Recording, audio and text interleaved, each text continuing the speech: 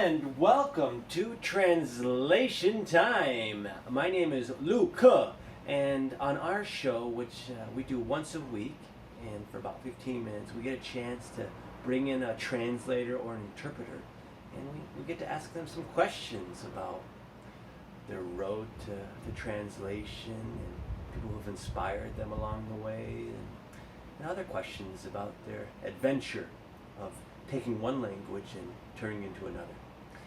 And with us today is Luke, and Luke used to be a translator.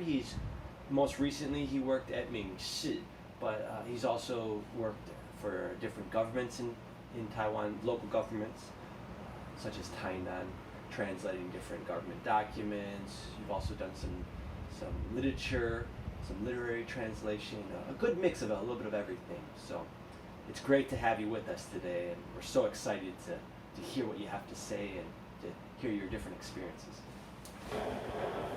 Well, thank you so much. It's quite an honor. It's funny because I haven't really been doing much translation, but it's always nice to get asked some questions because I can share some advice to aspiring translators, or I guess maybe help them not make the same mistakes that I made, and give them some knowledge that maybe I wish I would have known back when I was a young translator. Okay, well, so first thing, how are you?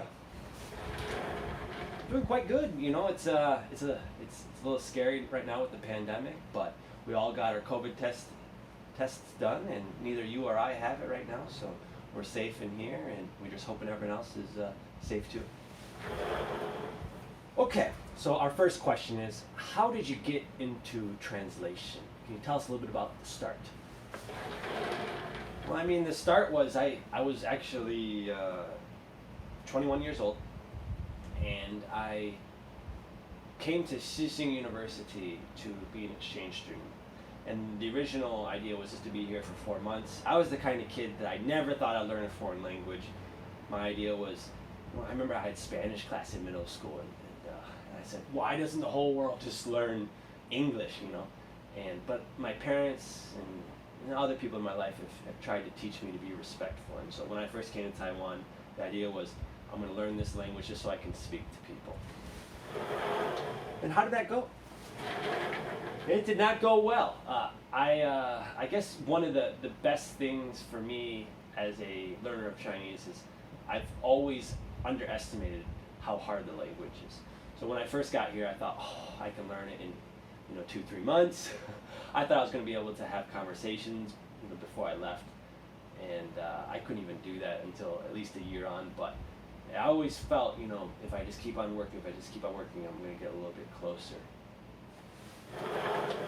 Well, now you've gotten there, yes? You're fluent, you're able to translate Chinese and English. That's a great level, yes? It's good, but I'm never satisfied, and I think that there's really no end to Chinese. There's so many things that you can learn. Not only is there traditional and simplified, but there's different areas that use Chinese differently. Of course, you have China and Taiwan, even in Singapore, Hong Kong. But the biggest thing is, are you looking at modern Chinese, right? And then within modern Chinese, there's everything from business to literature. And then you go back to when you do the classical, which I can't read really at all.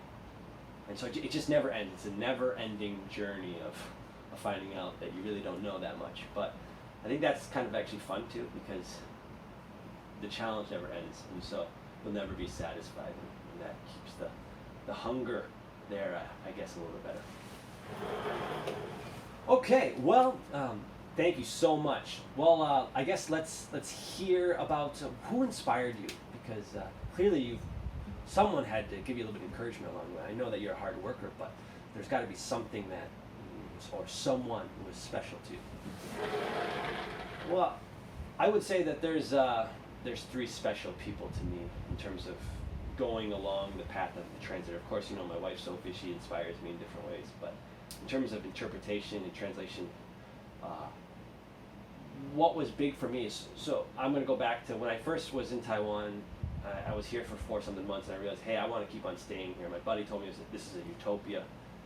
My American friend, he said Taiwan is utopia, which I found out it's not. It's got its problems like every country does, but maybe its problems are fewer. Taiwan is doing pretty well. But anyways, I was going to NTNU, Shida, and they have a 翻译and 著述, they have a translation department there.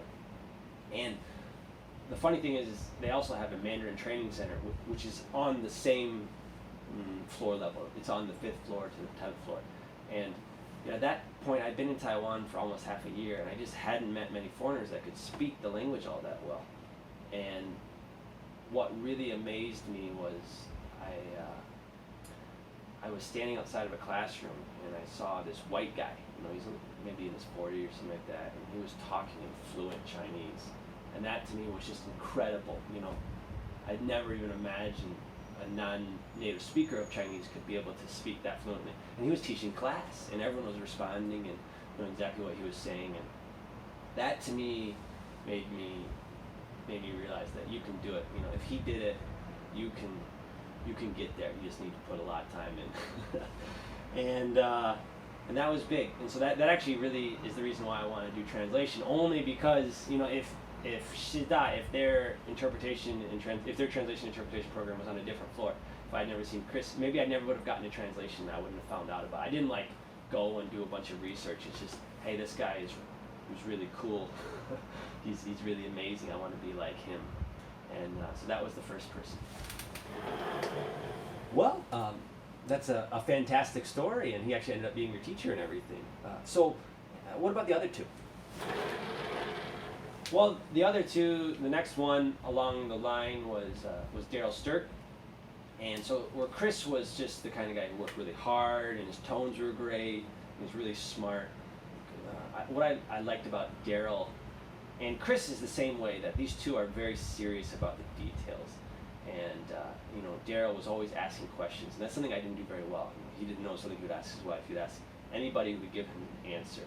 And he also was doing literary translation, which is what I originally wanted to do, and which I don't want to do anymore. I'd rather write literature than translate it.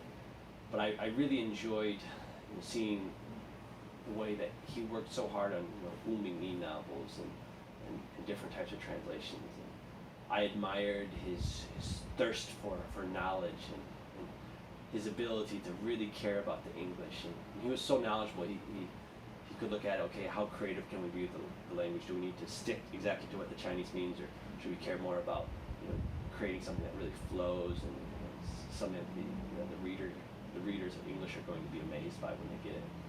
And so I mean, in terms of the more theoretical stuff of translation, Daryl was a huge influence. So Chris was that, just the overall curiosity and time and details, and then Daryl was more of the, you can look at translation from different angles. And the last one is also quite special too, and Scott Fall, yes? Yeah, I would have to say Scott.